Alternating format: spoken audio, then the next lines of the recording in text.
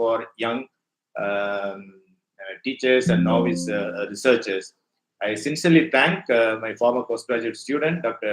Rani Priyadarshini, for her invitation, though I had to decline another invitation from her to visit her college in person sometime last month, since I had another commitment. I also appreciate the effort and the prime time of nearly 1.5 hours every day this week taken by the participant, particularly faculty participants during the 6-day FDP. It shows your enthusiasm to constantly update your knowledge, because you need to professionally survive in an era where knowledge explodes at every moment of time, and it is knowledge that drives our economy also. Therefore, I really appreciate the organizers and participants of this FDP program. And I requested Dr. Rani to show the slides. My topic today is social linguistic perspectives of plurilingual India. So I call our country as a plurilingual country. Of course, the theme of the FDP is multilingual India or multilingualism. There is a difference between these two terms. So I'm going to focus on 4 sub-themes. So I am showing these slides only related to maybe four slides. First, I want to focus on translation and multilingualism. Usually, I take the first day of the FDP or a conference, the first slot, because my topic will always be closely related to the theme of the FDP or conferences.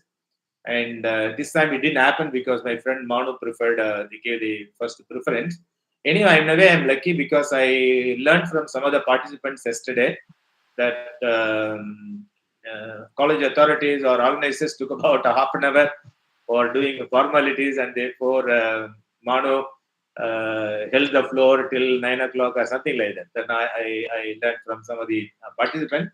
So that way I'm lucky that I got the second slot. But still, my topic is closely related to the theme of the FDP, and therefore the first slide will be focusing on translation and multilingualism. That's the theme of the FDP. And number 2 is multilingualism and plurilingualism. And third, I'm going to give you an overview of social linguistics, which is very, very basic necessity to anyone who wants to become a translator or to anyone who is practicing a translator. And number 4, I'll be focusing on social linguistic perspectives of multilingual India.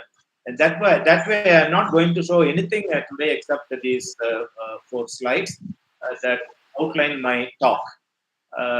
In fact, very rarely do I use slides in my online presentation, because conveniently, participants, you switch off your camera and your audio, and therefore I have to look at myself and I have to address the audience in their absence.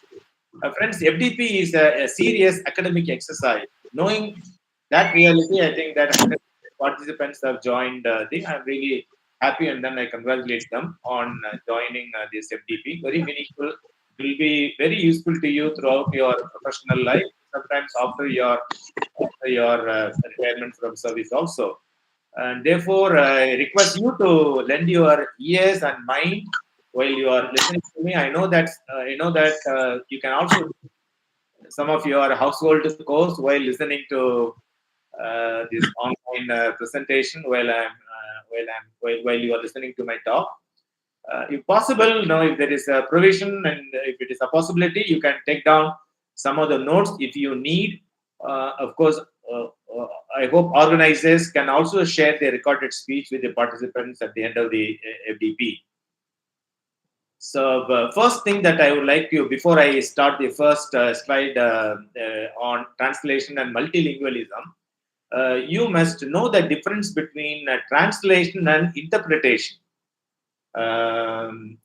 Maybe teachers who are already doing a course on translation, those who are teaching or doing some research, or those who are practicing translation, perhaps you know that. For others' sake, that just I take 1 minute to explain the difference between translation and interpretation. both are closely related, but then they are forms of language transfer. Both in translation and interpretation, you transfer language from one to another, but they differ. Translation and interpretation differ in their mode of communication and application. Translation involves the conversion of written text from one language to another language. Translation focuses on written text, whereas as far as interpretation is involved, it is also a conversion, but conversion of a spoken language from one to another in real time. For example, if I interpret somebody's speech now, that person is available and I am also translating, audience also quite alive and they are sitting before me, they are listening to the interpreter. So translation involves conversion of written text from one language to another while audience is absent. Whereas interpretation involves conversion of spoken language, not written language, from one to another in real time in order to facilitate communication between people who speak different languages. Okay, so the audience before an interpreter speak different languages, and therefore interpretation is necessary. So it is not a translation. And translation requires strong writing skills and research skills. So basically, a translator is a good communicator. They are good at writing skills and they are good at research skills. So translator is basically a researcher. Okay, so research in a very broad sense. Before the translators start interpretation, a translator should have done a lot of research on what they are going to accomplish. And how are they going to accomplish? They accomplish only in the form of writing. They should have a strong writing skills. Whereas interpretation demands very good listening. When somebody speaks, no interpreter must listen to the person very carefully and then comprehend. And interpreter is supposed to be good at speaking skills, not written skills. So this is the basic difference between translation and interpretation. In some of the Christian religious groups, when during the conventions, there will be an interpreter, not translator. Though they say that somebody will translate, it's only interpreter, not a translator. So translator deals with written work, written language, and writing. Okay. Now let me go to the first slide, which is making a distinction between translation and multilingualism. I purposely chose this particular sub-theme because it closely aligns with the theme of the FDP. I carefully went through the paragraph which is describing about the FDP, and I think that the organizers have thought very seriously about these two, translation and multilingualism. I think most of the departments of English in at least autonomous colleges, I don't know about affiliated colleges because I never worked in affiliated college. Started my career and then I retired from an autonomous institution. I'm also an old student of an autonomous institution, so I don't know about the syllabus. But in autonomous colleges, usually at the postgraduate level, and some colleges like American College, undergraduate level, we have a course on translation with, of course, two different titles. And so I think that the nomenclature we changed when I was head of the department because simply saying translation is a very broad term because as far as English department is concerned, we offer a course which can be rightly called literary translation. We are not teaching, we are not learning, we are not practicing anything to do with science and technology or other disciplines. We teach and we deal with the problems that are involved in only translation of literary text from one language to another language. And but I want the participants to know that where do you look at the translation? Organizers have given the clue multilingualism. Translation is a branch of applied linguistics. It has not anything to do with literature or English studies in the traditional sense. So translation is an area of applied linguistics as much as stylistics or teaching a language as a second language or social linguistics or psycholinguistics. There are many branches of applied linguistics.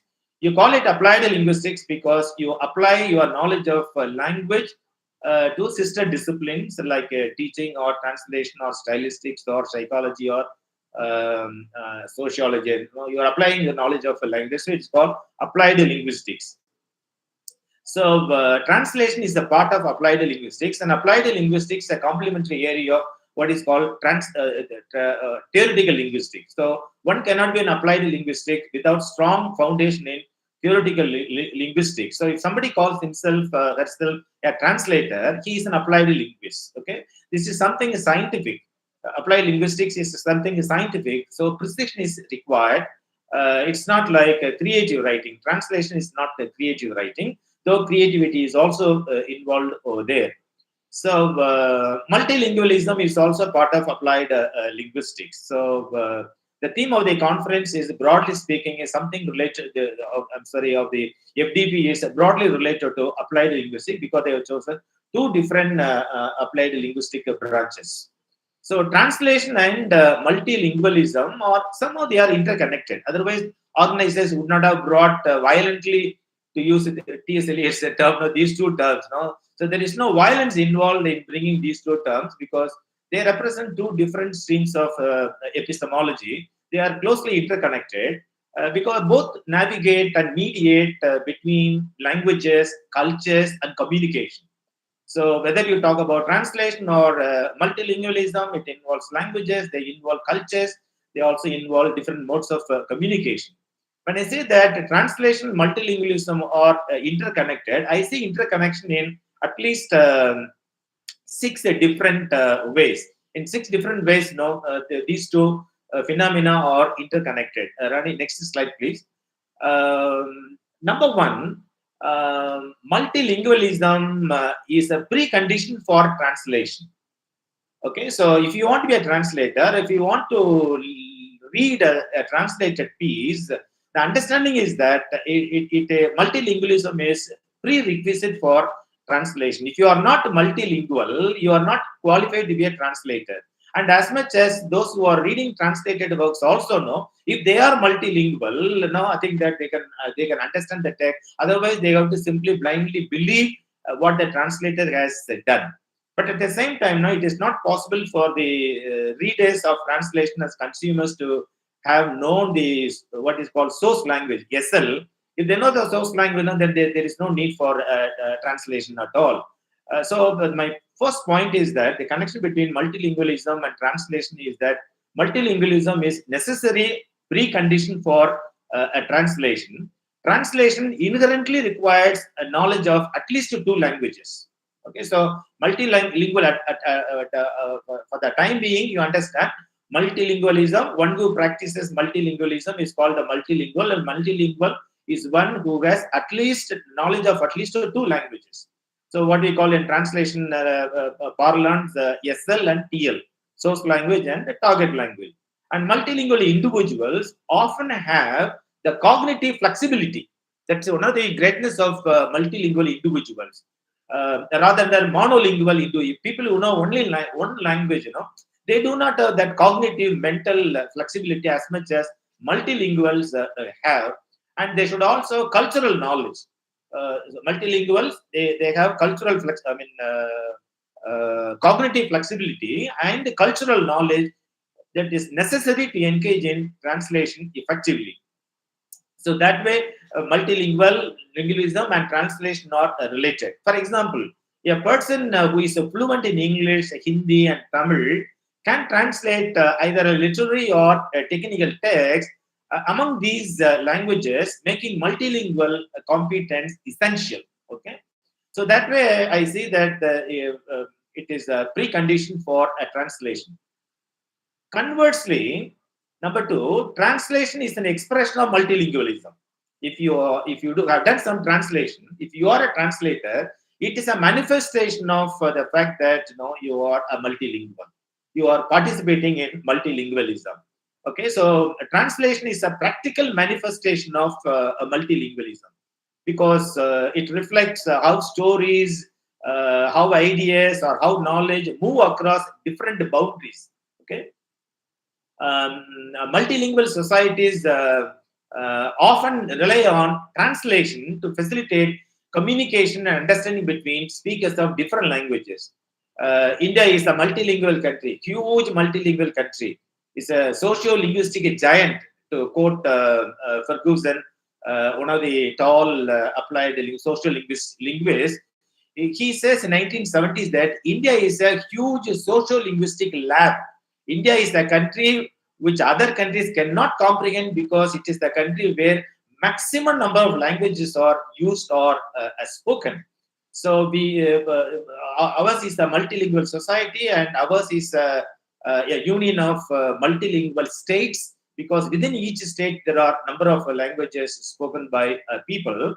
For example, in India, literature is frequently translated between English and Hindi and regional languages. So almost all canonical texts written in regional languages, including Hindi, which is also a regional language, into English, because English seems to be a pan-Indian language in India, besides being a global language. So this is one of the hidden agendas of Indian writers in English, who prefer to write in English rather than their mother tongue. Arundhati can write very well in Malayalam, but then she continues to write. All Indian writers know they can write all these Indian writers who are writing in English can write in their respective Indian languages, which are their mother tongue, but they prefer English because English takes them to different global audiences. These are basic inherent benefits of the English language for various reasons. And number three, both multilingualism and translation involve cultural mediation. Okay, so knowing multiple languages is not just about knowing vocabulary and grammar.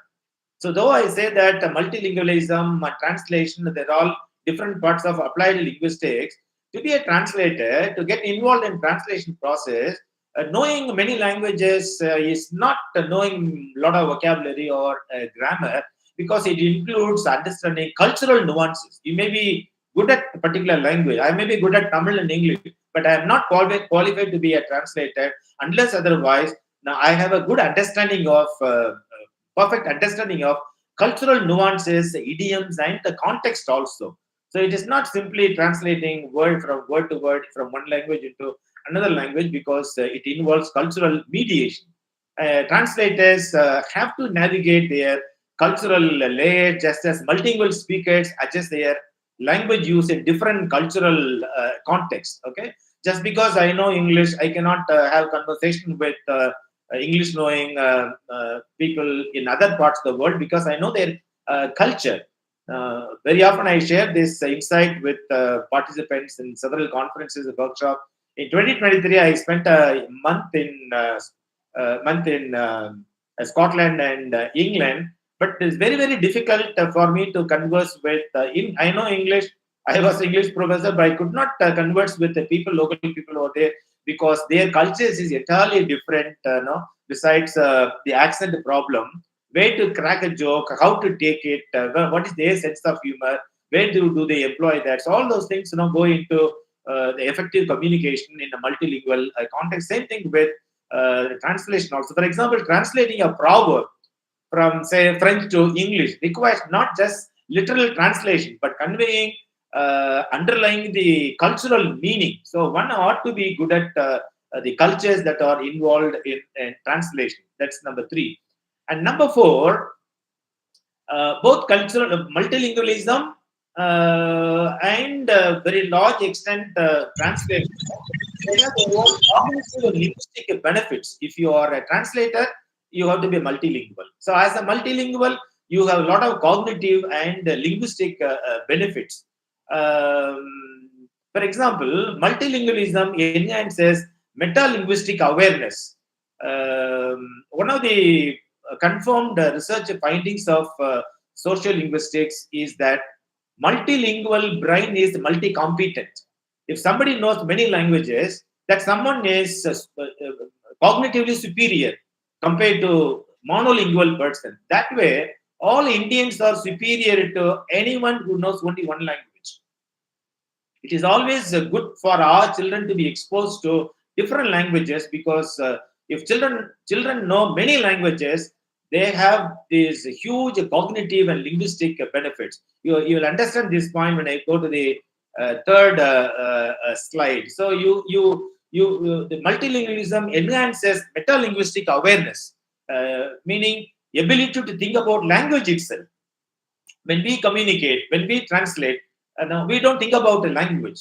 But then if you are multilingual, you have the ability to think about the language itself. That's why we call metalinguistic, which is very crucial for effective translation. You must think about Tamil, you must think about English, if these are the source and target languages.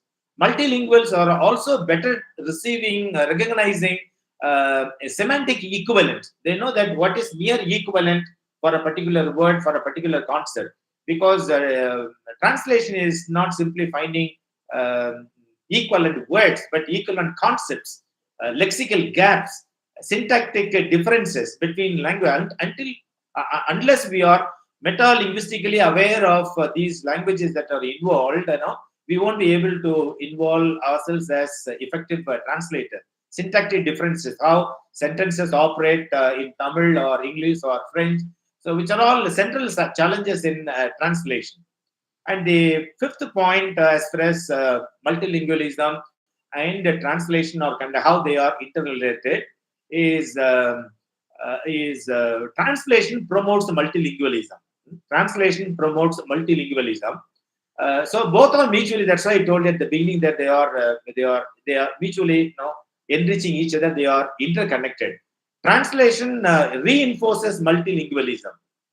So when we do, India is a multilingual country. Multilingualism must be strengthened. How one of the modes is the translation, because translation reinforces multilingualism by exposing speakers, readers to new languages, encouraging cross-cultural competence. Okay, and literary translations, for example, can introduce readers to unfamiliar languages, unfamiliar cultures. When you learn a language, you learn a culture. When you learn when you read a translated text, you're also learning a culture that is translated, indirectly fostering a multilingual mindset. So that's why I say that translation promotes multilingualism. And finally, translation has also a lot of social and political dimensions. Translation is not an academic activity. It is not a mere research activity, but it has got some social dimensions. It has got some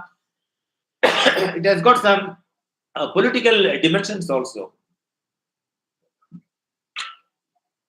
In multilingual societies, for example, translation is not merely linguistic, okay, but also political. It is a political act because a translation mediates a power. It mediates a knowledge. So naturally, the question arises: who has power? Who wields power? Who uses power? Power used against whom? Who are the beneficiaries of power? When you say it mediates knowledge, what knowledge? Western knowledge, Eastern knowledge, indigenous knowledge, knowledge for whom? Okay, so it also mediates access.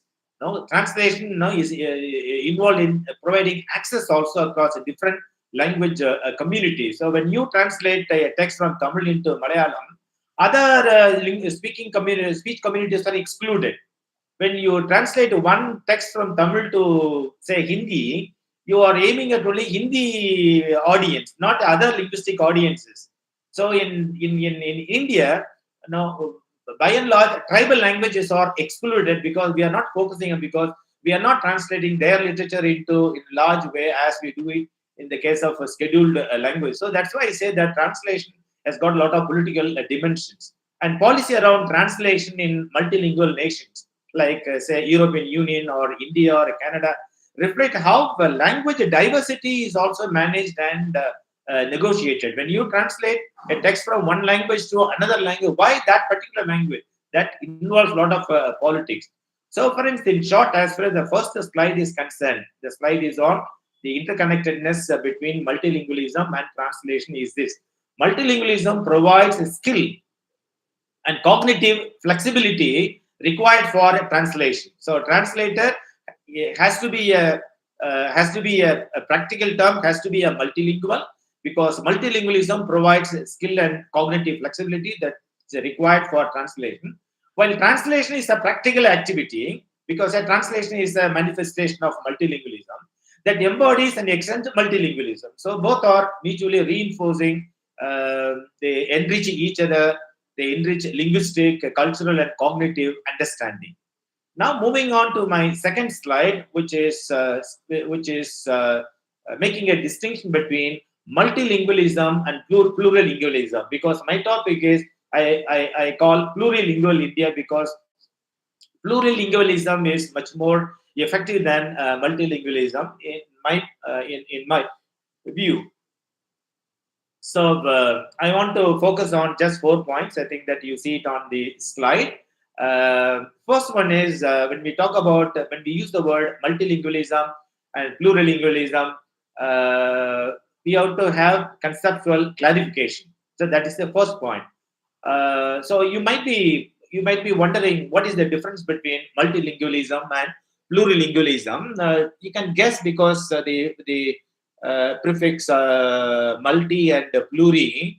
So pluri, many, and multi also means many. Then why do we have two different terminologies?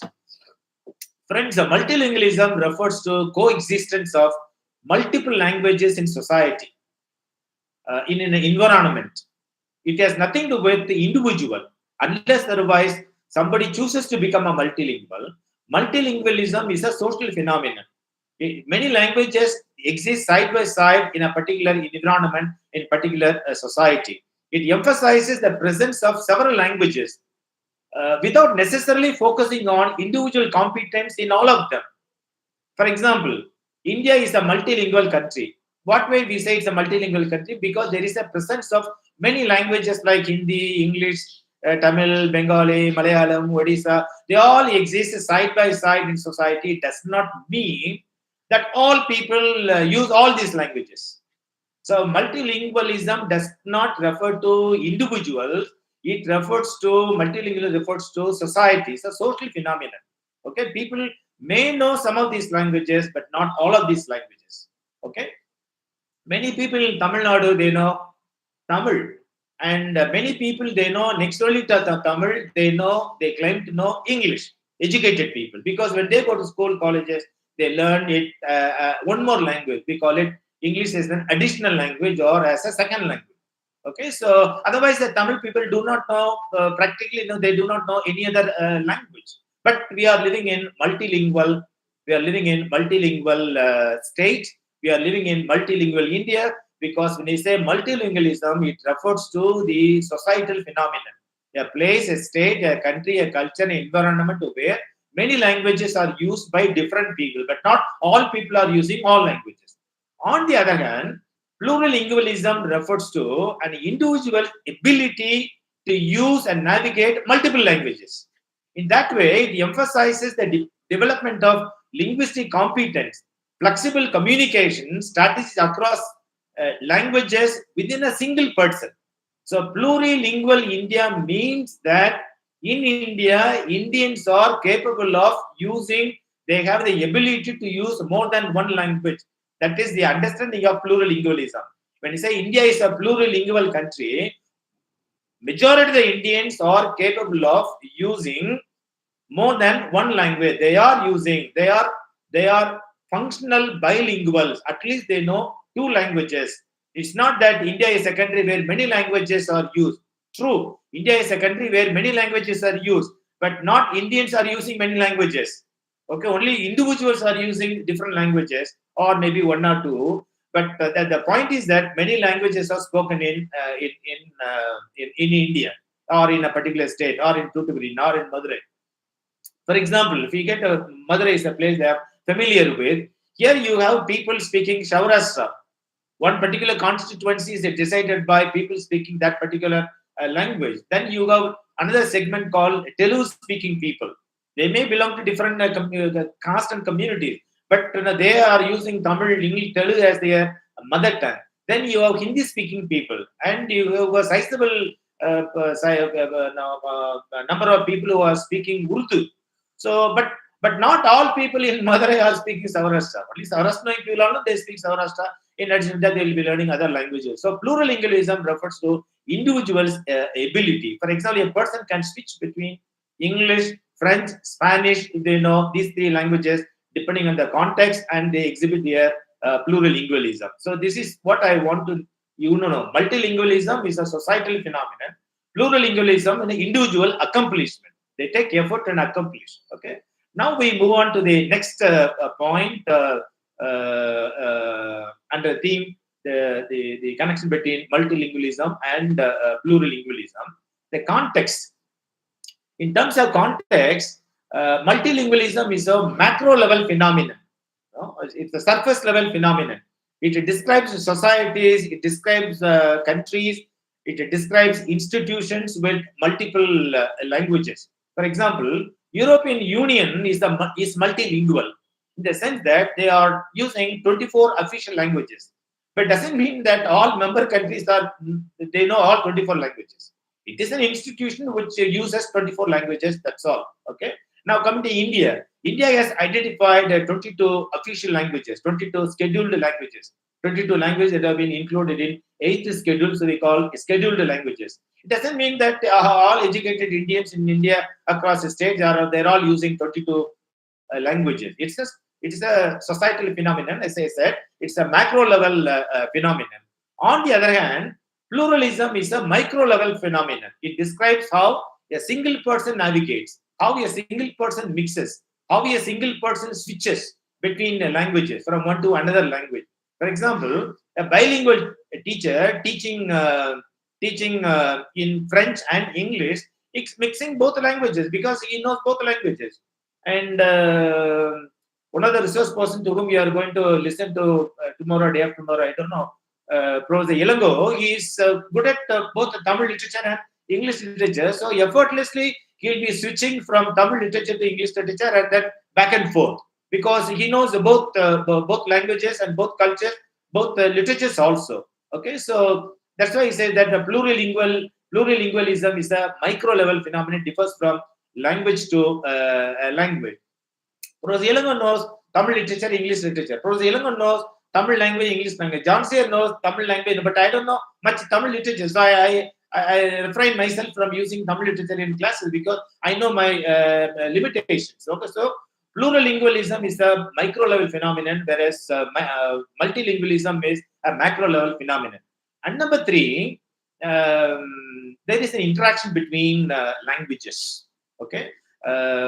Multilingualism means languages may exist side by side but remain largely independent.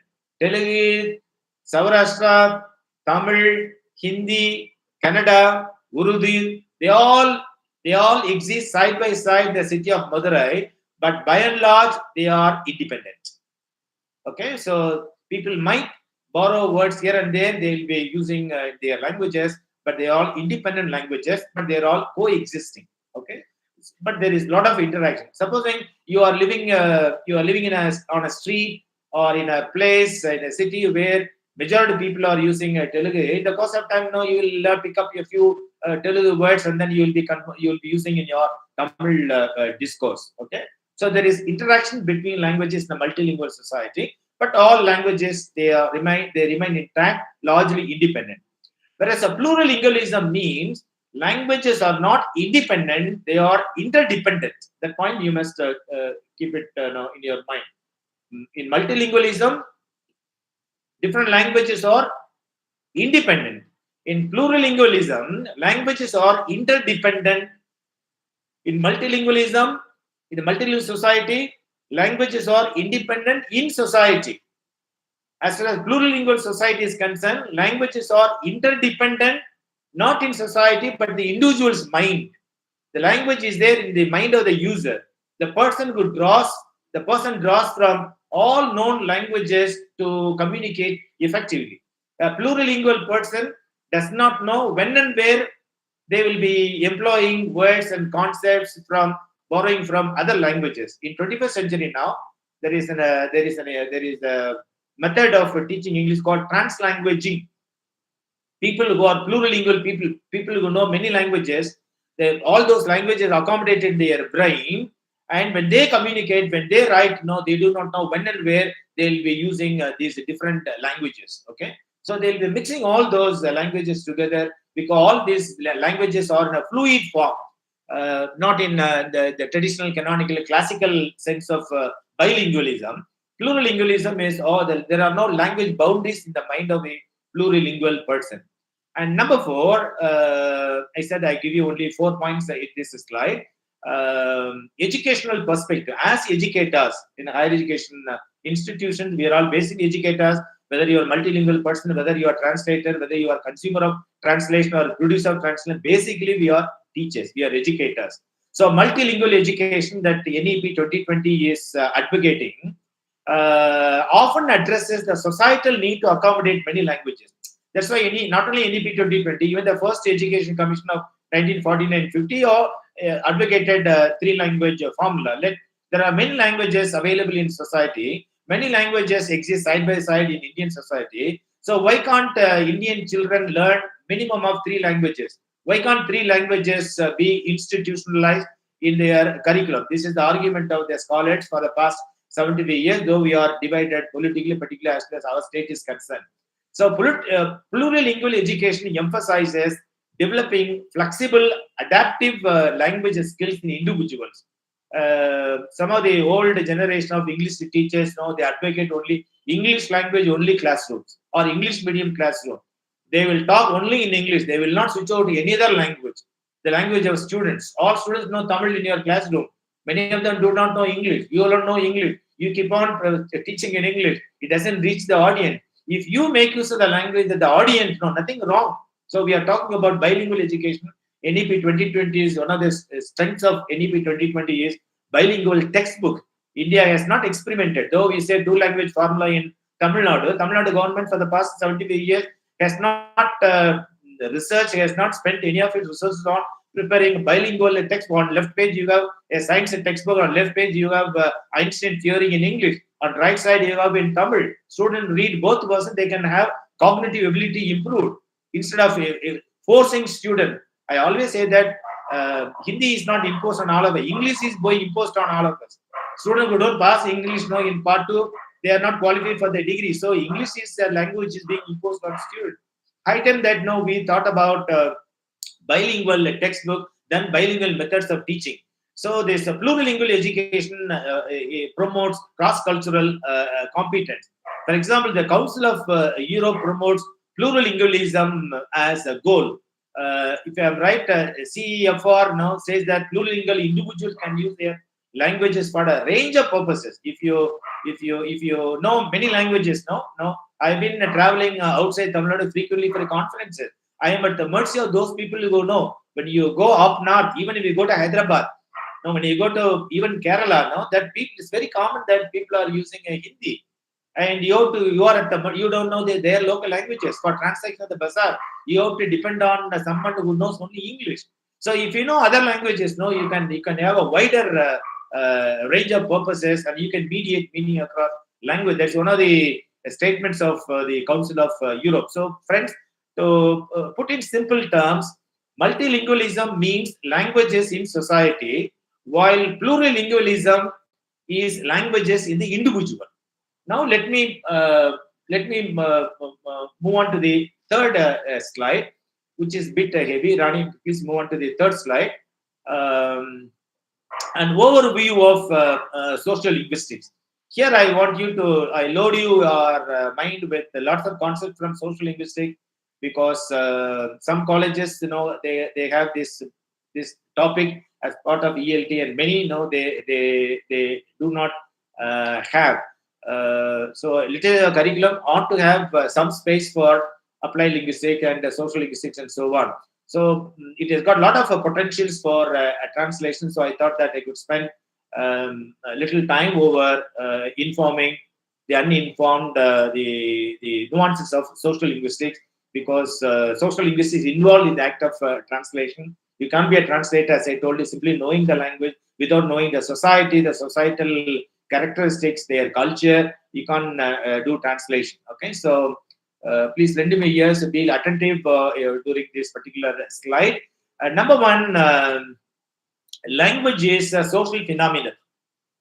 As far as social linguistics is concerned, language is a social phenomenon. Language does not belong to any individual. Language belongs to society. So no individual can try to pocket it. No individual can claim that they are nurturing. No individual, no groups, no political parties or no association can take the pride and claim that they are nurturing Tamil language because it belongs to society. It's a social phenomenon, even though it lives in the minds and tongues of its users. Okay, so a language becomes dead when all its users are dead. There are many languages in the world which were born, reigned supremacy, and they are dead and gone. Latin is no longer used; it's a dead language. Sanskrit in India is a dead language, even though some people may not agree, because there is no user, there is no society, there is no community to use it for their day-to-day communication. So language lives in the minds and tongues of the user. Where are users of society? So social linguistics is the study of language in relation to society. Language cannot be studied in isolation. It has to be studied only in relation to society, because language is a property of society. Society is the owner of a language. Language cannot be separated from what it does. Okay, there are no languages without social groups. When there is no society, there is no need for language. Language has to be seen always intertwined together. Both language and society, they are inextricably intertwined. That we cannot and we should not study language divorced from society, and society divorced from language. That is one of the reasons why we may say it's a colonial hangover, but still in our curriculum, we try to teach the English language through literary texts, because literary texts also carry a lot of culture. Sometimes becomes a burden to our students. So language and society always know they go together and they cannot be divorced from each other. They always interact with each other to form the main field called social linguistics. So social linguistics means it's a field that focuses on the interaction between language and society. That is point number two. Point number one. Point number two. When we talk about the social linguistics, or when you talk about the translation, we can't afford to overlook what is called communicative competence. Translator ought to have competent. What competence? Communicative competence. Bilinguals or multilinguals or plurilinguals, they have competence in more than one language to qualify themselves as multilinguals or bilinguals or multilinguals or plurilingual. They have competence in what in those languages? No, competence for communication. So we call communicative competence. It's an important area, integral area that is being dealt with in social linguistics. That area, it's a very important notion also. So it includes everything involving the use of language and other communicative dimension. It depends on this communicative competence is dependent upon the tacit knowledge that you cannot articulate openly. Okay, but you have that knowledge, tacit knowledge, and ability to use it. This is what Delhines defined communicative competence in his article 1972. So if you say that you have communicative competence, you have tacit knowledge of that language, and you have the ability to use that language. Tacit knowledge that maybe Tamil teachers, English teachers may talk about their knowledge of Tamil or English, but ordinary users, no, we don't know much about the Tamil. Though we are all Tamil speakers, we are not pandits in Tamil. Pandits by there, but we have tacit. What is the right? What is wrong? We know that. Okay. So it is an abstraction of social behavior. Language being a property of society, communicative competence is not only individual but also something societal. You cannot communicate in a way that is not acceptable to society, because you learn from your society. Language is already there before you are born. Language is going to be there after we are gone. So language, you cannot try to say that English is Shakespeare, English has improved by Milton. They would have contributed a few words, but English doesn't live thanks to only these characters. No, so it is an abstraction of social behavior. Linguistic competence is largely part of communicative. How to communicate, that language competence, grammatical competence. They're all part and parcel of communicative competence. It includes linguistic knowledge. You can't be an effective communicator. You cannot have competence to communicate in translation unless you have linguistic competence or paralinguistic cues also, like verbal element, non-verbal element, discourse elements, and range of other possible variants and other their organization. So it is understood.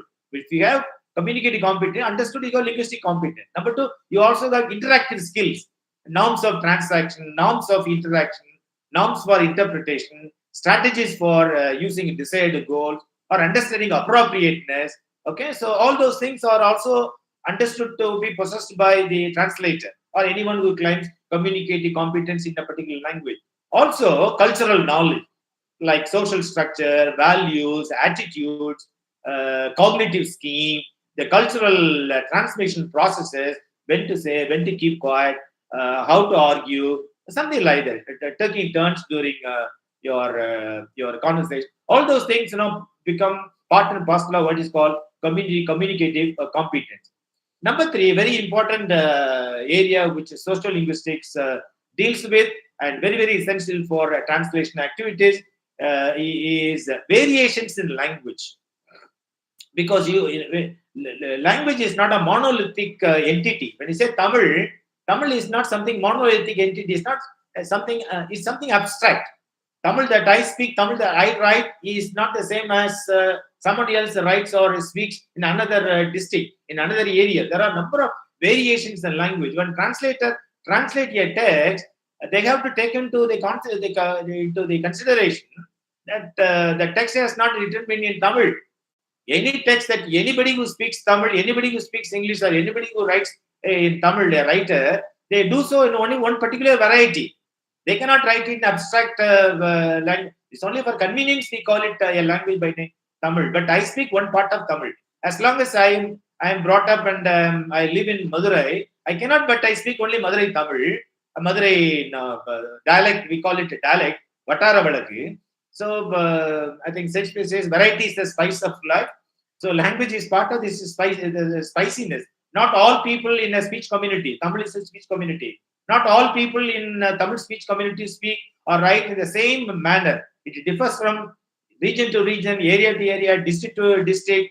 People easily will say that, are you from South? Are you from Thoothukudi? Are you from Kongunadu region? Are you from Tanjore? Are you from Chennai? The way they speak, same the way they write also. Writers also, they write on a particular dialect. So they cannot ignore, the translators cannot ignore. So when you say the language variations, dialects, that's what I mean. Language versus dialects. There are so many dialects that are spoken, that are used, valid. As long as Kanyakumari people speak Kanyakumari dialect, valid in their district, no doubt about it. Okay, so the novel Thoothukudi, I couldn't understand because it is written in typical Kanyakumari dialect, and one of my words, Dr. Hamlin, has translated into English. When she translated, she has to take into account, not English, take into account the Kanyakumari dialect, and she must try her level best to render them into an English which does not know Kanyakumari dialect, does not know Tamil itself. But translation is not from one language to another language. Translation involves conversion of the text from one dialect into another language. That's a huge challenge. Okay, so there are many dialects based on so many social factors like caste dialect, for example. Regional dialect in a particular region. All Thoothukudi people, irrespective of community, they will be using Tirunelveli or composite Tirunelveli district. By and large, they use the same dialect. All communities now. But within community, caste also plays a role. They have different. This evening, this afternoon, I was chatting with one of my old students. He was telling my Apata, it's the second anniversary. I said, who is Apata? Then what he means is a party. Then he said, we never use the word party. Then she said, Amachi. Amachi is different from Apata. Then one of my neighbors, he doesn't call his party as a party. He says, Aya. Amma's mother is Aya. Appa's mother is Apata. And they don't use the word Tata at all. In standard Tamil textbook, at all levels in Tamil Nadu, we use a standard dialect or standard Tamil like Tata party. But here they don't use the word Tata. Now this guy said Ayya. Tata, they don't say that community.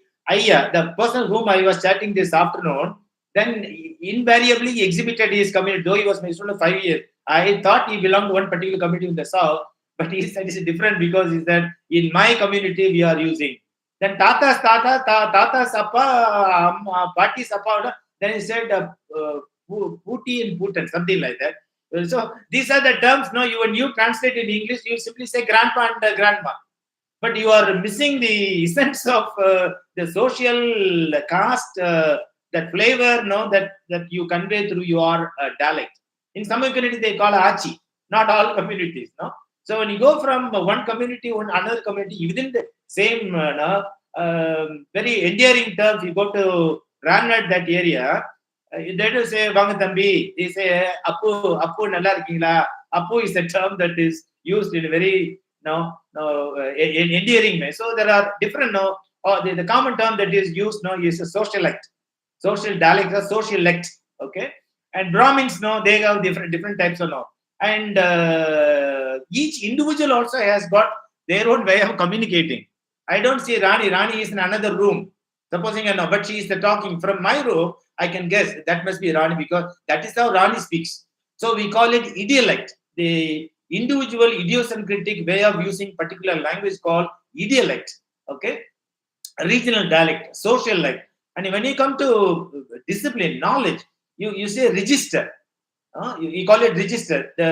For example, you take a doctor. The kind of language doctor uses to talk to a nurse is something different from the same doctor when he uses the same language. When he addresses the patient. When the same doctor comes home, talks to his spouse or the children, it's a different Tamil.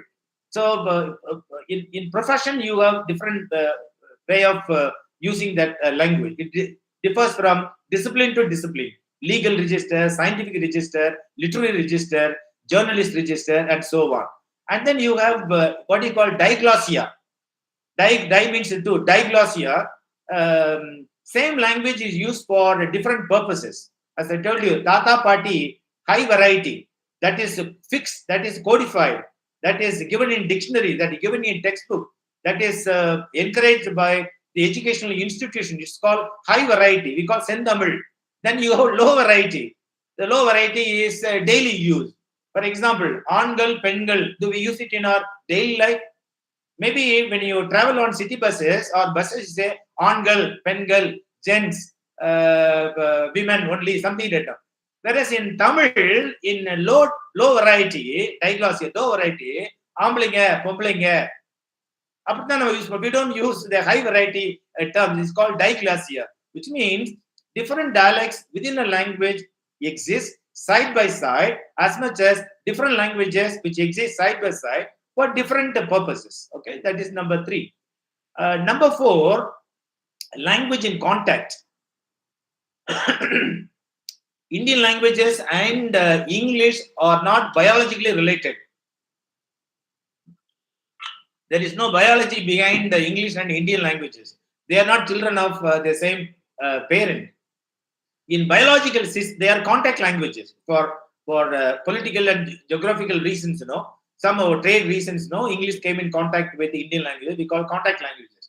So languages in contact. What I mean that in biological systems, when two mutually infertile systems come into contact, a system that is totally different is born.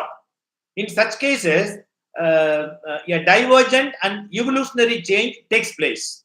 Okay.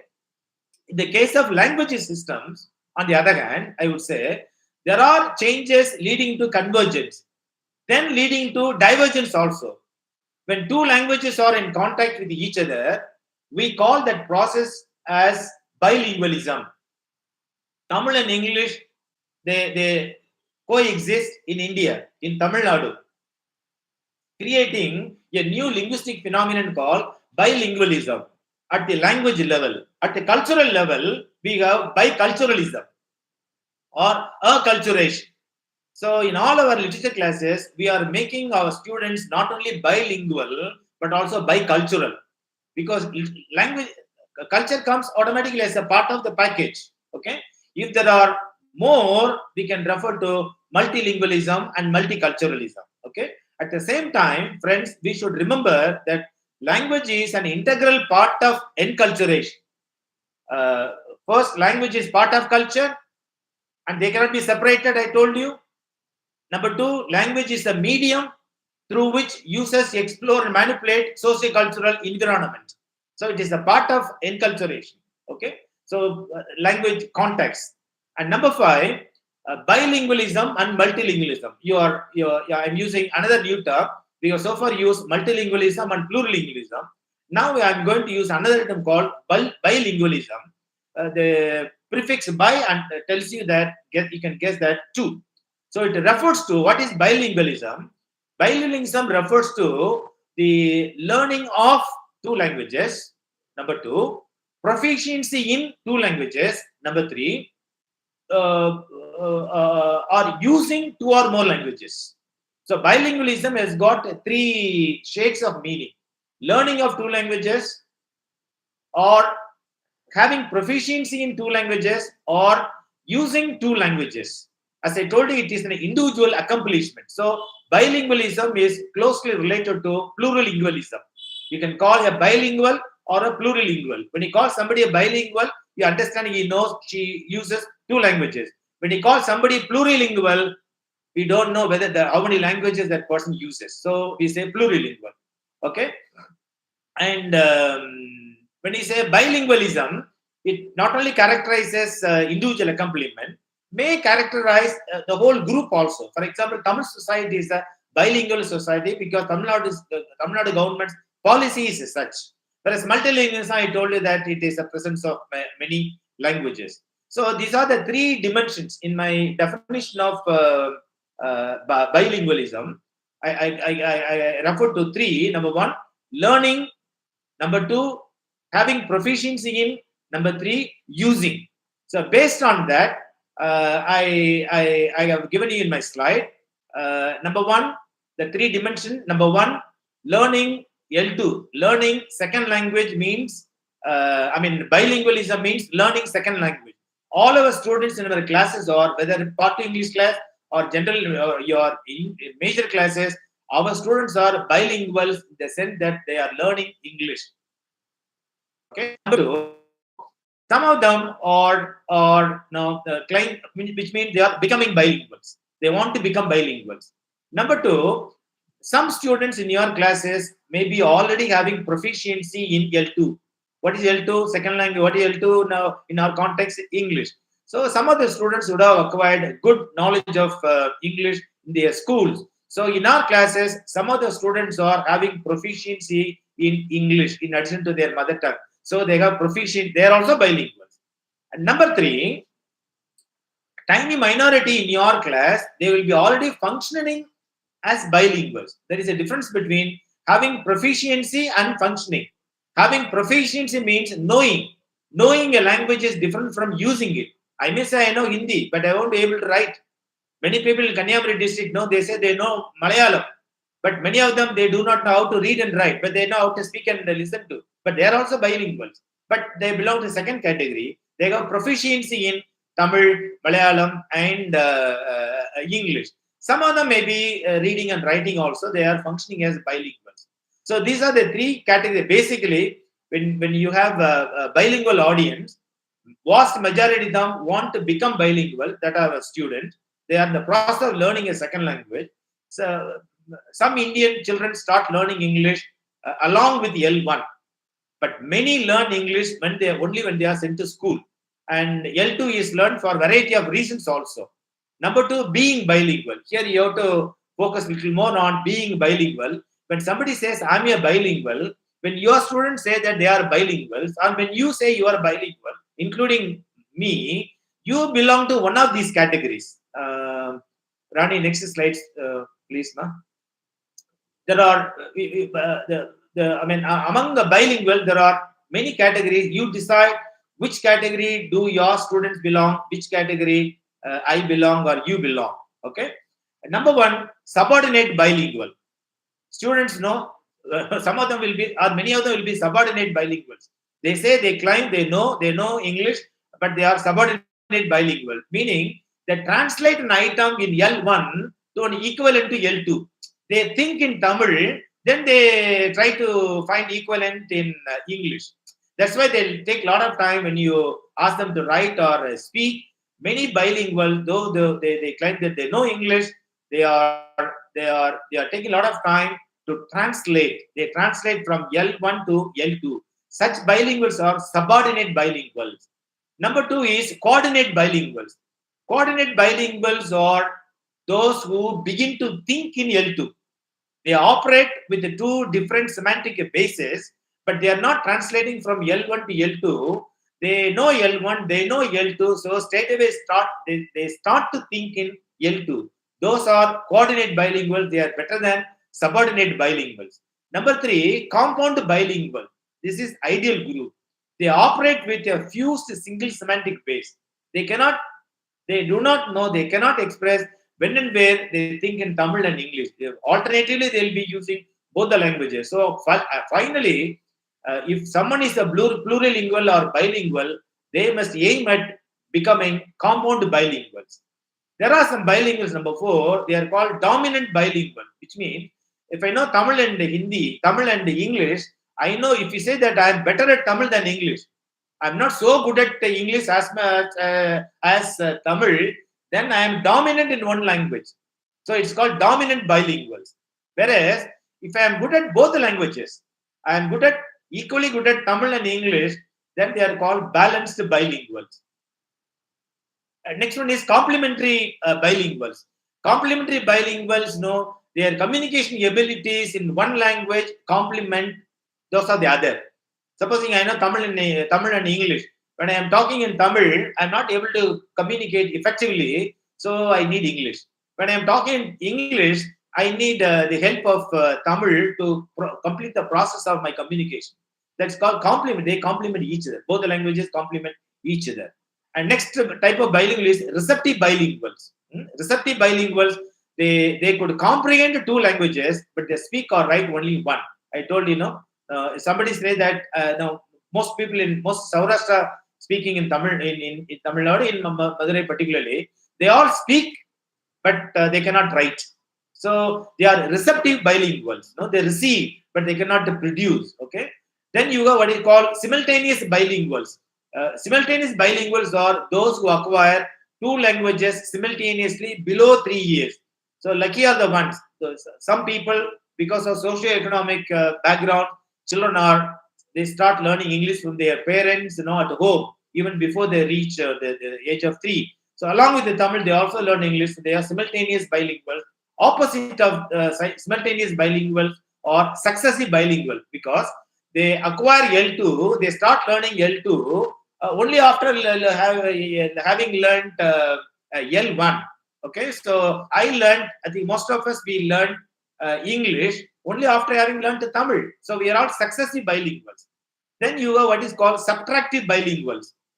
The last two are something, last but one is something dangerous, because this is also part of societal attitudes. When you start learning a new language, you are developing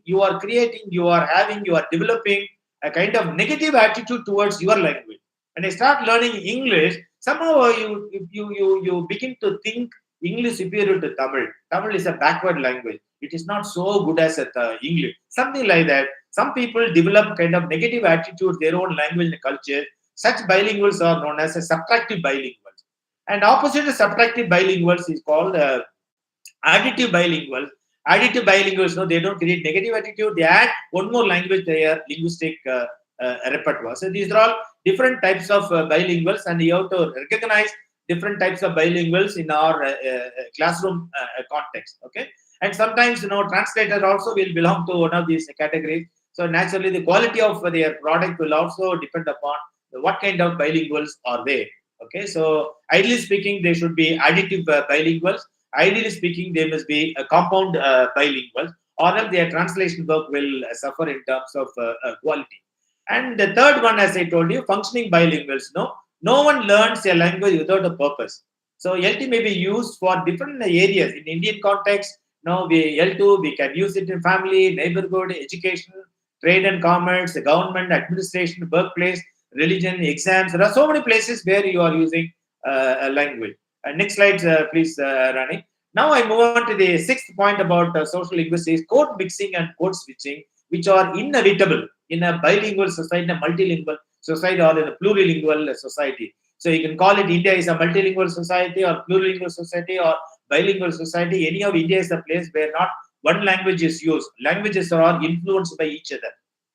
when when two are close friends, they influence each other. When two languages live side by side, in the case of English with other Indian languages, for nearly 450 years, both English and Indian languages they influence each other. This is quite inevitable. And Indians, they are not monolingual. Indian they have many languages. They know many languages. I know two languages. I know three languages. Someone say I know four languages. And all these people know their languages live in the mind, and therefore these languages influence the entire personality from top to bottom. They know they are made of different languages. So they use languages simultaneously. They are when I am talking in Tamil, when I am writing, it's quite natural that I feel like mixing a few words from other language. So if you mix words when you are having one language when you are having communication in one language, it's called code mixing.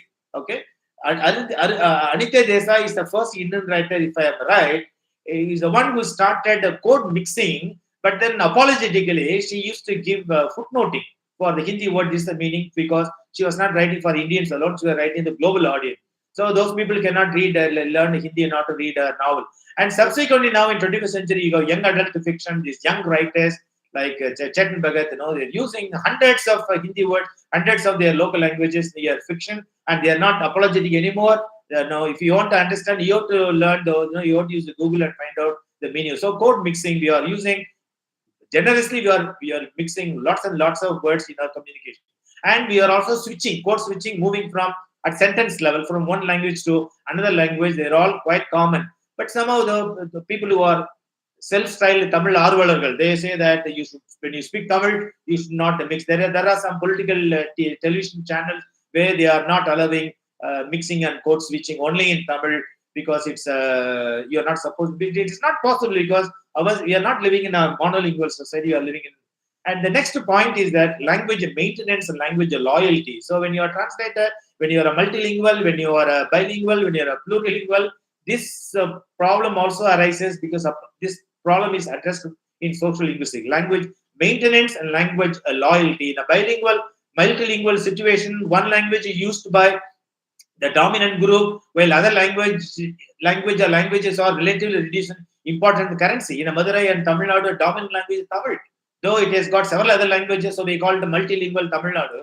Dominant language is Tamil. All other languages are reduced in important currency because they are not taught in school. They are not provisionally used by everyone. So they become minority languages. The minority language sometimes becomes an official language also. If you go to Singapore, Malaysia, Tamil is one of the official languages, but a minority official language. So continue to be maintained and developed. That is why Tamil speaking diaspora Tamil in Singapore or Malaysia, or even within India, Maharashtra, Mumbai or Delhi, they are inviting Tamil speakers, Tamil literary scholars, writers to their places, and they are having Tamil festival for a week or so, because the language has to be maintained.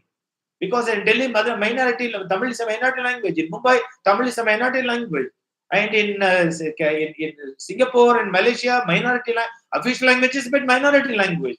And therefore, they have to maintain their language, because they have to see that language loyalty is also is involved there. Retention of a language by its speakers, otherwise they'll switch over to the dominant language. So language loyalty, language maintenance can also be seen part of an attempt by minority speakers to maintain their general ethno-cultural identity. All said and done, language is a marker. It is our cultural marker. Then moving on to the next one, language and culture. I got a lot of things to share, but then over want of time is already 8:15. Language, as I told you, now I don't want to focus more on that because they are interdependent. I told you, you cannot separate them, language and society, language and culture. Descartes, I remember Descartes said, thanks to language, man became man. What he means is that language is a culture preserving and culture transmitting phenomenon. Because of language, culture is preserved. There are many modes of preserving culture, like music or dance. There are so many things. But the most common most dynamic form of preserving and transmitting our culture is the language. Okay, so language and culture is but again you have belief or what is called ethnocentricity, belief in superiority one's own ethnic group. This is another is a great danger particularly in a social like Tamil Nadu or Canada, Canadian society. Just because the Kamala Hassan made a statement, to create a lot of problems in Canada, Bangalore, and so on. You would have heard about it. Because each society, each linguistic society is nurturing a particular stereotypical image about their language, their culture. They are, because language is used to create myth also. So every language has the process of myth creation through language. Telugu speakers always believe that Telugu is the Italian of South. So naturally, it will be no. Sanskrit speaking people, what they said that Sanskrit is a Deva Bhasha. It is the language in which gods even have their own discourses. So we have to, for Tamil speakers had to be, they were forced to create a new image, that Tamil Annai. It's all metaphor in order to create this loyalty, okay? So, and something like that. So social linguistics study how languages and cultures differ from one another, and if there are any universal thought and culture and so on. And last but one point, language and social inequality. That's also an important point. Society languages also create a lot of inequality in societies. And Nehru was against continuance of English initially because India was already written with lots of divisions. And if you are going to have, if you're going to read in English, then English knowing Indians and Indians who do not know English, one more division will be created. And now I think that several state governments like Tamil Nadu are spending a lot of money on educating, empowering students with in corporation schools, knowledge of English, because they create a lot of inequality. Of course, all languages are equal, no doubt about it. All languages are equal, but at the same times, whether languages are unequal. All languages are equal in the sense that human languages have built-in potential for expressing thoughts and feelings. There was a time colonial idea, Tamil is a barbarous language, Tamil is a backward language, Tamil cannot express all those philosophical, literary experiences, only English alone. They used to have that kind of idea. But it's not like that. All languages are equal, because as and when there is a need, languages develop the capacity to fulfill the functions expected in society. So the basic distinction is between what languages can do and what they are doing. You respect a language, you learn a language for what it is doing, and not what it was. You can't say that Tamil is the oldest language in the world and therefore everyone should learn Tamil. People will ask that when I learn Tamil, what it can do for me, at least what it can do, or if not, what it is doing. So in terms of what they are doing, languages have got different functions, and it is creating a lot of social inequality. Particularly now we have that feeling. That's the reason why we are opposed to that particular recommendation, three-language formula, three-language policy in Tamil Nadu, because the government level, though common language is cement of unity of a nation, we must always try to find the unity in this diversity. Unity should not be mistaken for uniformity. Very often, policymakers fail to understand this. If you recognize the complementary roles of languages, the problem of competition, confrontation can be converted into responsive cooperation. The last point about this slide is, all said and done, you talk about this is popularly not the relationship between languages, what do you call now? Linguistic relativity, theory of linguistic relativity, like physics term, or universality. So there are two theories emerging. There is a popular expression called Sapir-Whorf hypothesis. That is, this hypothesis by two great American linguists, one called Edward Sapir, the other one is Benjamin Franklin Whorf. They call Sapir-Whorf hypothesis. It relates thought and context. The question is, language shapes worldview. Oh, Tamil people, you will have only this world because you are conditioned by your language. This is what this hypothesis says that. Now, the way you look at the world is different from the way Telugu speakers look at the world. Their worldview is Chinese have different worldview because language that basically conditions your outlook on the world. This is a hypothesis, highly controversial hypothesis. Language shapes one's worldview. People, we use language to put labels on all observable phenomena, and they are conditioned to see only those object ideas that can be expressed in language. If something cannot be expressed in my language, I cannot understand that something. That something comes to me only through my language. Anything that my language cannot express is alien to me. So that is what this, for example, the greetings of different cultures viewed in original meanings indicate different concerns. For example, the Arabic salam. Salam means peace. In English, the English hello. Hello originator, healthy be thou. That's the meaning. Healthy be thou. So that is the idea. When when you address a hello, you wish him to be healthy. Okay. So all greetings express a basic concern for the other person's well-being, though some of them are spiritual and some of them are physical. Some people, some Christians, when they meet others, they say, "Praise the Lord." This is the spirituality is involved, not the physical in content. Okay. So, on the other hand, there are people who believe in universalism. Universalism propose that all languages share some common features. Okay, so they reject this assumption that languages differ in innumerable, unpredictable ways. All languages are different. It is not like that. There are differences on the surface level. At the deeper level, you have a lot of similarity. This particular theory coming from the famous Noam Chomsky, who talks about a metaphor called language acquisition device, LAD. All children, when they are born, have something inherent, have something inborn, something innate, something genetically programmed capacity for learning any human language in a society in which they are born. Now, quickly move to the last slide, social linguistic perspective. Just five, I'll quickly, within 5 minutes, I'll complete it. India is one of the, as I told you, linguistically diverse countries in the world. Other countries cannot understand our language because it is a country with 22 officially recognized languages, the 8th schedule of our constitution, and 122 major languages, in addition to 1599, close to 1,600 other languages. This is what Census of India 2011 mentions. I repeat, 22 officially recognized languages. We are lucky. Tamil is one of the 22, including the 8th schedule.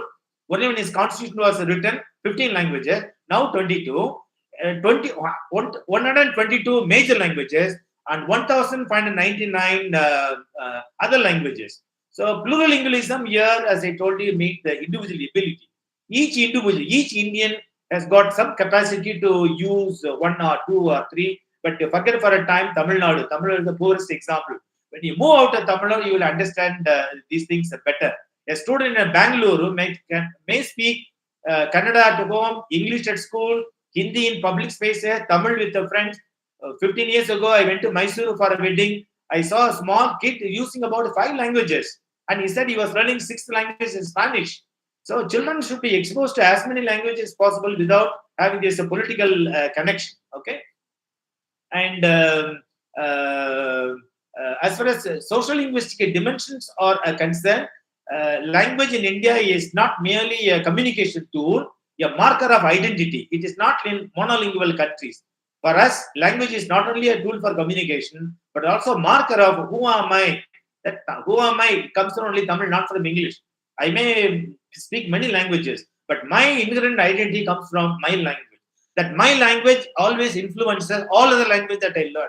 So Tamils or Indians speak English in a particular way. We cannot and should not speak English as spoken by Americans, because Americans do not know those other languages. We India, we live in a plurilingual situation. No? Our language always influences other languages that we learn. So plurilingual speakers often adapt their linguistic repertoire to signal regional, religious, the social identity. A Delhi guy may switch between Hindi and Punjabi to not to indicate his cultural belonging and solidarity. Okay, so different languages in India often serve different specific social functions. As I told you, English is used in education, administration, and global communication. That's why we want to learn English, not out of love for utilitarian purpose. If I learn English now, it's doing something good for me. While Hindi is for interstate communication. If Tamil people know Hindi, when they go outside Tamil Nadu, definitely Hindi helps them to have their social interaction, no doubt about it. And if they know those regional languages, good. And Tamil is always preferred at home, local identity, literature, no doubt about it. So English enjoys the kind of prestige and economic advantage because it also creates some social stratification among speakers. That is something that you cannot avoid. So what are the implications of this social linguistic perspectives of India being a plurilingual? Traditional multilingual approaches often treat languages separately, whereas Plurilingual pedagogy. As I told you, we must start with bilingual textbook, bilingual pedagogy, bilingual methods of teaching. Okay, bilingual testing also. Ultimately, everything must be manifested in testing. Students must be allowed to express their knowledge in both the languages which are used in their learning process in an integrated learning way. Okay, so now NEP 2020 promotes mother tongue instruction in early education. It's a good, very good point of the policy while encouraging plurilingual competence for national and global communication. Now, last but one is the cognitive and social advantages are plenty in a plurilingual India because they can develop problem solving. When you learn more languages, you become better problem solver. You create more meta-linguistic awareness. You create, as I told you, cognitive flexibility, adaptability. So there are plenty of now. These are all research findings. As I told you, multilingual brain is multi-competent brain. Multilingual individual is multi-competent in Indian. That we must promote multilingualism. We must promote in educational system I'm talking about. It is not enough if languages exist in society. This presence of many languages should also be reflected in our textbook. And this plurilingualism, ability to use many languages, should also be encouraged within the educational curriculum. But at the same time, there are some challenges now because when you are talking about English or dominant, maybe regional languages may be underused, risking erosion of linguistic heritage. Not all individuals have equal access to dominant language like English. What Bourdieu calls it a linguistic capital gap will happen. Balancing national cohesion with linguistic diversity is a really challenge. But this challenge cannot be faced by politicians. Only we people, language people, teachers, we must do that. So, friends, coming to the end now, the social linguistic perspectives of plurilingual India reveal a dynamic interplay between language, society, identity, and power. All those things are studied under what we call social linguistics. So pluralism is both a cognitive skill and a social strategy. Okay, so we develop our cognitive abilities, at the same time we use it as social strategy in a multilingual country like India. It can enable individuals to navigate India's complex linguistic landscape effectively. Whenever I visited North like Jaipur or places in Madhya Pradesh, and I find it difficult to communicate outside the conferences because I don't know. I feel I'm a foreign, I'm an alien in those places. If I know the language of the street, I can easily. So nothing wrong in learning one more language as Hindi is. And all said and done, India is a country with only with minority languages. India is a country of no language is a majority language. No language is spoken by more than 50% of people. Hindi seems to be the majority of the minority languages. That's the only thing that is spoken by more number of people than other like all are regional languages. No language is spoken throughout India. But then, if at all there is the language which is spoken in all places in India, that is the Hindi. That we have to acknowledge that particular fact, and therefore it emphasizes the flexibility, creativity, and mediation. I told you cultural mediation, and positions India as a natural laboratory for studying the advantages and challenges of plurilingual competence. Thank you very much for your patient listening, friends. Now, maybe Q&A, I over to organizer, particular Rani Pradesh. Thank you very much. Thank you so much, sir, for your rich and highly informative lecture. We now open the floor for Q&A session.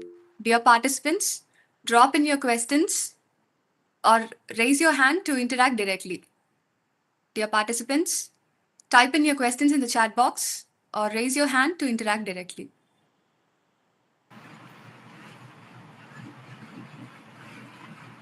I think Mr. Gopinath has been raising his hand for so long.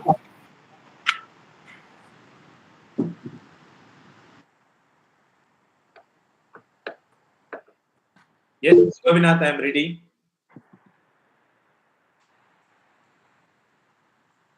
Maybe you would have asked for feedback link or something like that. I don't know. Usually it happens on online workshops or conferences.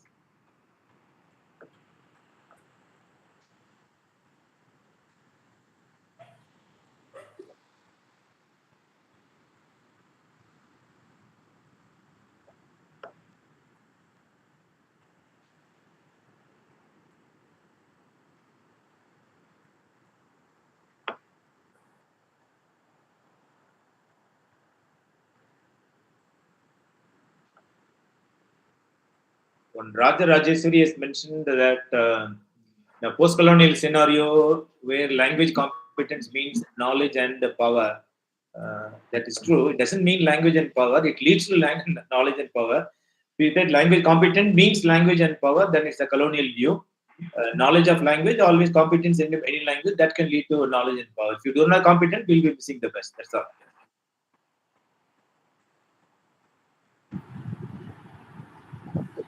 Nagalakshmi ma'am has posted a question, sir. How do machines assimilate layers of bilingualism or multilingualism translation as we adopt the technology for a translation? As I told you that out of 6 speakers, 4 speakers are focusing on translation. Therefore, I avoided that particular thing, translation. I focused on multilingualism. And machines cannot do anything unless otherwise. How we are machines are controlled by machines function translation. They function according to the algorithms that have been already written. So who has written algorithm and the algorithm bias is there. So we can't find a model and glorify machine translation. If you do so, we are doing only for those people who have created algorithm. So in a recent conference, in Western College, made a distinction between AI and because we're talking AI, nobody talks about NI. NI is natural intelligence. It's taken for granted. I said that AI is generative, whereas NI is creative. We human being alone can create, whereas AI machines can generate according to the processes that have been already fixed.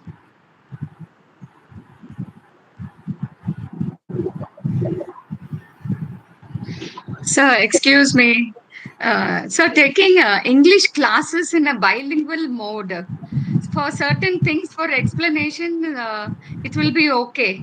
But don't you think it will dilute the process of literature, English literature, knowing the beauty and essence of literature, English literature?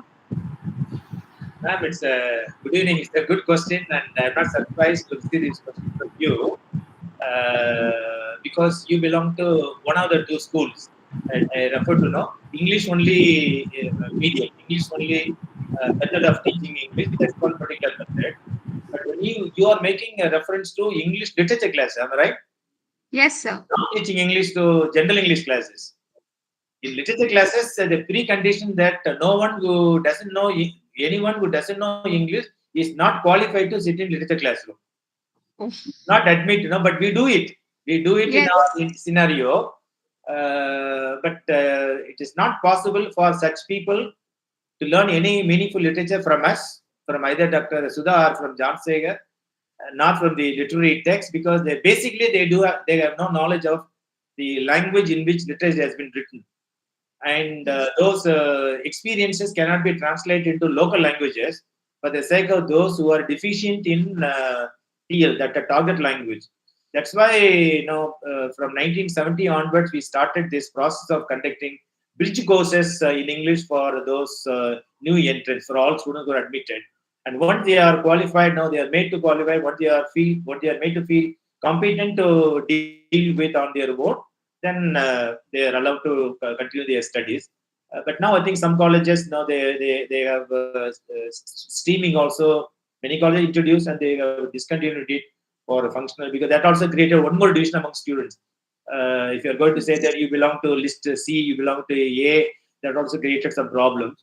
So as far as literature students concerned, I think that we should ensure that first 1 month or 2 months we should not spend our time on teaching them literature. We have to equip them with the necessary the English knowledge so that they can deal with the literary text. By not prescribing canonical texts, canonical courses in the first semester, Shakespeare can wait, Dryden can wait. Perhaps you can introduce 21st century, 20th century English that they are using, English that we are using. Not Shakespeare English is dead and gone. That English nobody uses now. So you can introduce literature written in contemporary English to these students in the very first term, so that they feel confident enough to, instead of dismissing, driving them away from literature classes, we can make them feel confident that they can continue with their literature courses. So when I said bilingual approach, I mean all other classrooms, but not literature classrooms.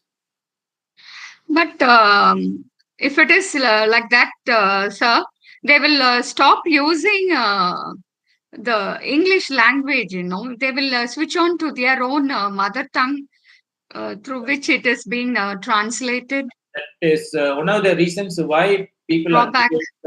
English only policy, because they only place where they get some exposure to English classroom. Where the students are encouraged to use the Tamil or local languages, then they don't get a chance to use language at all outside the classroom, outside the college. So they are exposed to the use of English will be minimized. That is a legitimate fear, no doubt about it. Now I think you are asking me about the general English, generally in classes, not literature class, I believe. Am I right? Not literature, the other classes, whether it is economics or other commerce or any other majors. That's why I said that this bilingual textbook, bilingual education must be introduced from grade 1, not at the college level. From grade 1, now, if they basic knowledge of economics, they would have effortlessly learned in bilingual textbook, but they would have been tested like that when they complete their +2. When they come to colleges, now it will not be a problem at all. They may not require bilingual approach at all. So the lower standards, bilingual textbook, bilingual teaching, bilingual learning, and bilingual testing, if that takes place, there is no need for bilingual approach when they come to tertiary level. Okay, sir. Thank you. That's what I meant. Even NEP 2020 advocates in bilingual approach only at the school level, not at the college level. Sir, one more question from Daphne Orange Mary. How to differentiate metrolingualism from multilingualism, sir? Do we have metrolingual practice in India? How do we differentiate metrolingualism from multilingualism? I already told you that when you say metrolingualism, you confine yourself to metros. This multilingualism is a societal phenomenon, whereas metrolingualism is confined to one parts of your society, one of a few parts of the location. So metrolingualism got over to Delhi, Bangalore, Chennai, and something like that. You can't talk about Madurai and your Thoothukudi. So metrolingualism is a subset of multilingualism.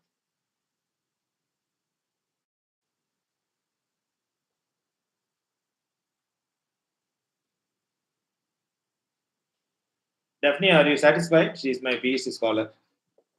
Yes, sir.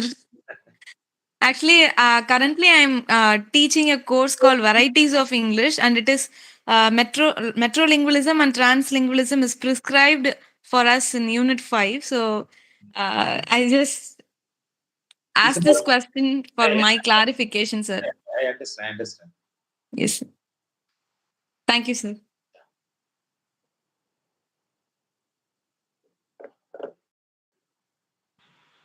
Sir, good evening, sir. Good evening. Sir, when multilingualism is about social phenomena, there is a word. Yes, sir, from Coimbatore, sir. Please go ahead. When multilingualism is about social phenomena, there's a word called multilinguist, which refers to a person who speaks multiple languages. So, which is more apt way to say, for example, P.V. Narasimha Rao is a multilinguist or plurilinguist? Neither a multilinguist nor a plurilinguist. Not a very technical. The older term is a polyglot. One who uses many languages. The person used to call a polyglot, and this book is written called Outsider. His autobiography, Narasimha Rao. There he describes himself as a polyglot, one who is capable of using many languages. It's all different terms mean the same. You can call him a plurilingual. Don't call plurilinguist, multilinguist. If you say linguist, that's very technical and a person who's got expertise in the study of plurilingualism. But one who has the ability to use many languages, plurilingual. I am plurilingual. I am multilingual. I am bilingual. That is the users. But if you want to use a linguist, plurilinguist, then you are talking about somebody who has got expert knowledge about that particular branch of language study. So see, Narasimha Rao is not a linguist. is not a linguist, so no question of whether he is a plurilinguist or multilinguist. Okay, sir. Thank you. The thing is that the people who are introduced to linguistics, they'll understand. If you got little knowledge of linguistics, a linguist need not know many languages at all. I mean, a linguist, he is talking about many languages, but he knows only one language. She knows only one language. So it is not a prerequisite for a linguist to know many languages. David Crystal knows only English. Noam Chomsky knows only English. But they talk about several languages because they are strong in methodology.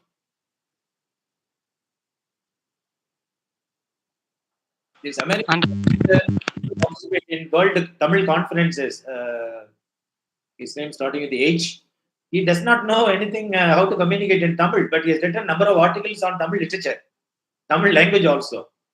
So knowing is something different from talking about other languages.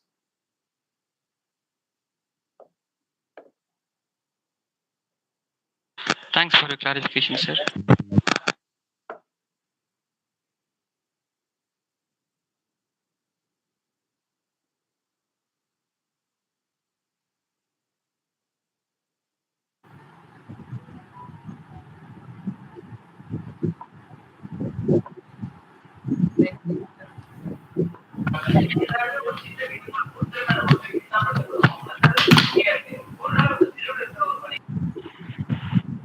Can we wind up the session?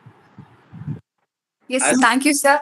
As pulse rate goes down, the number of participants over from 90 has gone down.